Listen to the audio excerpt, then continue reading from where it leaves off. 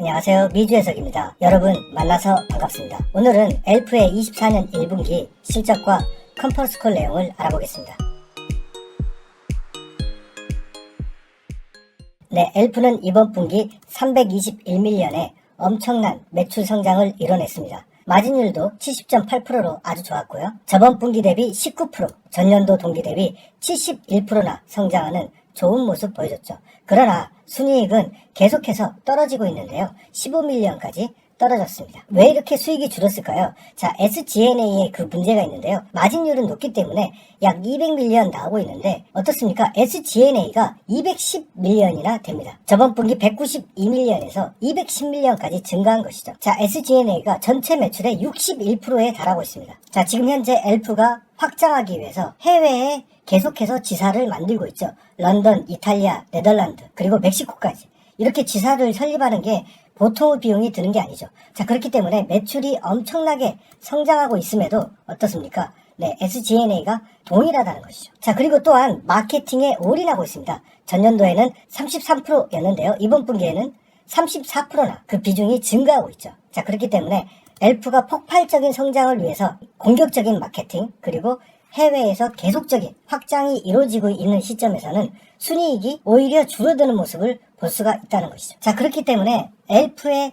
순이익의 감소는 물론 23년 2분기 때는 마케팅 비용을 급격히 줄였기 때문에 발생한 일시적인 순이익 상승이었고 계속해서 줄어드는 모습을 볼 수가 있다. 이 부분은 앞으로 계속해서 매출이 성장하면서 순이익의 크기도 다시 증가할 걸로 예상할 수 있겠죠. 자, 그렇기 때문에 회사가 안 좋아져서 순이익이 줄어드는 게 아니고 회사가 계속해서 확장하고 있기 때문에 순이익이 감소하는 중이다 라고 이해하시면 좋을 것 같습니다. 매출 지역별로 보면요. 해외가 42밀리언에서 45밀리언 증가했고요. 미국 같은 경우는 북미에서는 229에서 276밀리언까지 크게 성장하는 모습 보여줬습니다. 매출 유형으로 보면 이커머스가 65밀리언에서 71밀리언 성장했고요. 리테일도 206에서 250밀리언까지 성장하는 좋은 모습 보여줬죠. 뷰티 스쿼드 같은 경우도 4.5밀리언에서 4.8밀리언, 그래서 30만 명이 증가하는 좋은 모습 보여줬다. 자산 같은 경우는 1.1빌리언에서 1.1빌리언 큰 변화가 없었고요.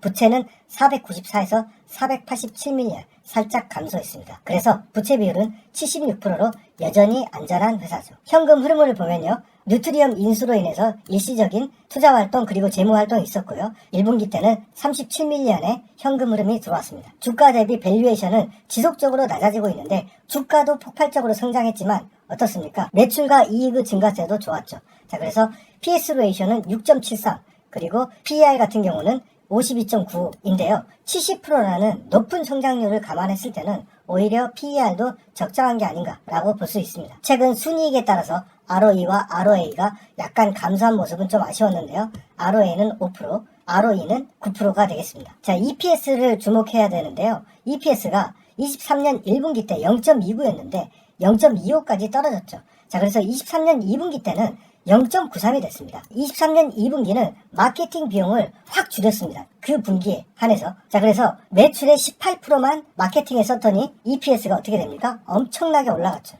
자, 그리고 다시 EPS가 떨어지고 있는데요. 그렇다면 왜 마케팅 비용을 다시 늘렸을까요? 네, 회사 내부적으로 봤을 때는 성장을 위해서는 마케팅이 아직까지는 많이 필요하다 라는 결론을 2분기 때 실험적으로 해보고 어떻습니까? 다시 늘리는 전략을 택했다는 것이죠. 주식의 숫자는 주식 보상을 그렇게 많이 하는 회사는 아니기 때문에 55에서 58.3밀리언 이렇게 꾸준히 증가하는 모습 보여주고 있습니다. 기관의 지분 같은 경우는 94.9%에서 93.1%까지 2% 정도 감소했습니다. 숏 비중 같은 경우는 굉장히 양호한 편인데요. 7.3%. 물론 낮다고 볼 수는 없지만 제가 투자하는 종목 중에는 굉장히 낮은 편이다 라고 말할 수 있습니다. 이번 분기 가이던스 802밀리언, 906밀리언, 그리고 1.25빌리언을 제시했죠. 자, 이 가이던스가 굉장히 낮죠. 왜냐면은 1.25 나누기 4 하면은 약 340밀리언이 나오잖아요. 그러니까 굉장히 성장이 더딘 게 아니냐라는 것인데 엘프는 항상 그래왔습니다.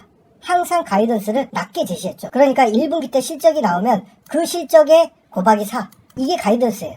그렇기 때문에 뉴스나 이런 거에서 가이던스가 낮아서 어쩐다 저쩐다 해가지고 트랩에 걸리신 분들 정말 많으실 거라고 생각하는데 왜 종목 공부를 안 하시는 겁니까? 제 영상, 엘프 관련 영상 4개가 있습니다. 이 영상을 보면 가이던스가 굉장히 보수적인 회사라는 거를 금세 알아챌 수가 있는데 왜 주식 공부를 안 하시는 겁니까? 그리고 유명한 유튜버들이 이 가이던스 안 좋다고 가이던스가 메롱이니 뭐하니 하면서 이런 내용들 발표하는 거 보고 정말 저 사람들 공부 안 하는구나. 저 영상 보고 실적 발표 후에 손실 처리할 사람들을 생각하니까 가슴이 먹먹해지는 것 같습니다. 컨퍼런스 핵심 내용을 정리해봤는데요. 색조 화장 같은 경우는 10%에서 10.5% 점유율이 증가했고요. 미국 브랜드 중 3위에서 이번에 2위로 도약하는 좋은 모습 보여줬습니다. 타겟 같은 경우도 19%, 19.3%, 그리고 2분기 때 지금 현재는 23%까지 그 비중이 높아졌습니다. 타겟에서 여전히 1등을 점유하고 있고요. 최근 2분기 때 23%까지 올라갔다는 내용이 있습니다. 자, 스킨케어 같은 경우도 1.4에서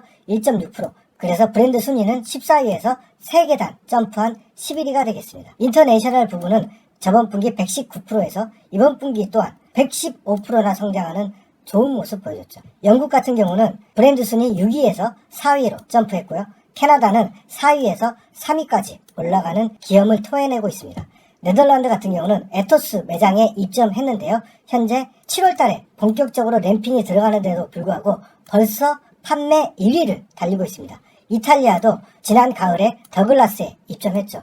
판매 1위를 지금까지 달성하고 있다는 것이죠. 정말 엘프의 인기가 엄청나다는 것을 느낄 수가 있는 거죠. 자, 해외 매출 같은 경우는 성장룸이 무궁무진하다. 지금 현재 엘프의 매출의 약 15%가 해외 매출인데 타사 회사 같은 경우는 매출의 70%가 해외에서 발생하더라라는 것이죠. 자, 그렇기 때문에 엘프가 해외에서 성장할 룸 엄청나게 많이 있다. 그리고 해외 매출 의심하지 마라. 이탈리아 순식간에 1등 했고요. 에토스는 네덜란드 에토스는 들어가자마자 바로 1등 했다. 지금 현재 제대로 된 물량은 7월에나 납품이 되는데도 불구하고 벌써부터 램핑 속도가 엄청나다는 거죠. 자, 이번 분기 핵심 내용이죠. 자, 얼타가 뭐라 하든 화장품 업계가 좋든 안 좋든 우리는 상관없이 성장하고 있더라라는 것이죠. 뒤에 보시면 알겠지만 최근에 엘프 주가가 많이 빠졌었죠. 왜냐면은 얼타나 화장품 회사들은 매출이 성장이 마이너스였기 때문에 경쟁사 같은 경우는 마이너스 7, 마이너스 7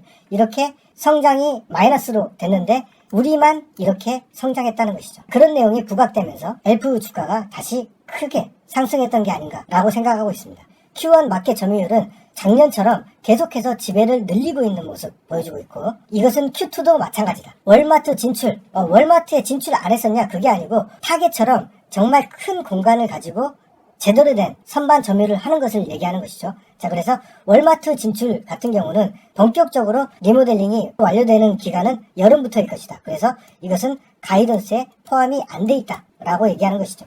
타겟이 큽니까? 월마트가 큽니까? 월마트가 훨씬 큰 시장이죠. 그곳에 겨우 제품 한두 개 라인 이렇게 가지고 있었는데 어떻습니까? 타겟처럼 엄청나게 큰 공간을 만들어서 엘프 전용 선반을 월마트가 제공하겠다는 것이죠. 자, 그래서 엘프 성장 기대해 볼 수 있겠죠. 네, 1분기 엄청난 매출 상승 증명했고요. 인기를 입증했습니다. 유럽에 이어 남미까지 진출이 확정되었고요.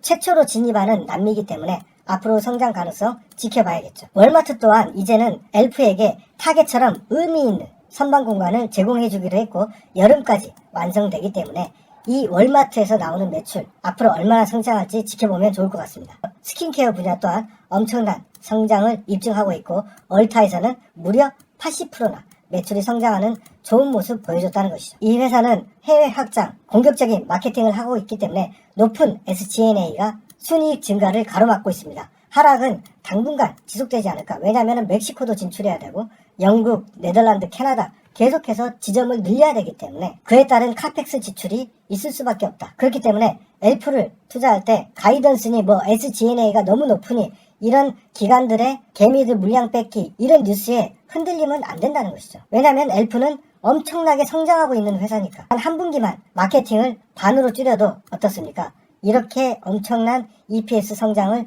이뤄낼 수 있는 회사니까. 이번 실적 멤버십 영상에도 말씀드렸지만 제가 정말 가장 큰 비중으로 엘프를 담았습니다. 네, 제가 엘프를 담은 이유는 뭡니까? 첫 번째, 높은 분기 실적이 예상됐기 때문이고 두 번째, 차트상으로 굉장히 안전한 지점이었기 때문이죠. 트리플 바닥이었죠. 한 번, 두 번, 세 번 이렇게 트리플 바닥을 만들어냈고 그 다음에 멤버십 영상에서 계속 말씀드렸죠. 이렇게 예쁘게 조정을 받고 있다.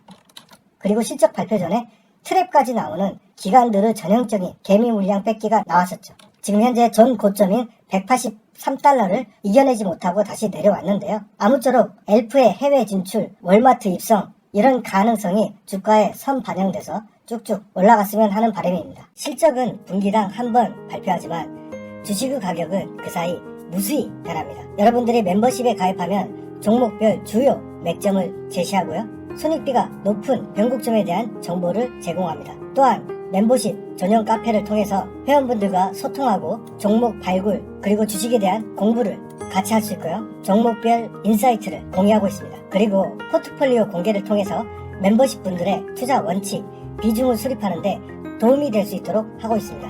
마지막으로 오프라인 미팅을 정기적으로 개최해서 서로 얼굴을 보고 변조되지 않은 저의 목소리와 함께 소통하는 멤버십 채널을 운영하고 있습니다. 회원분들의 경제적 자유로 가는 길 같이 동행하고 있으며 실패를 딛고 일어서는 도전과 용기를 멤버십을 통해서 함께 성취했으면 좋겠습니다. 멤버십 가입 방법은 저 채널의 멤버십 클릭 혹은 혜택 보기를 클릭해서 가입하시면 되겠습니다. 감사합니다.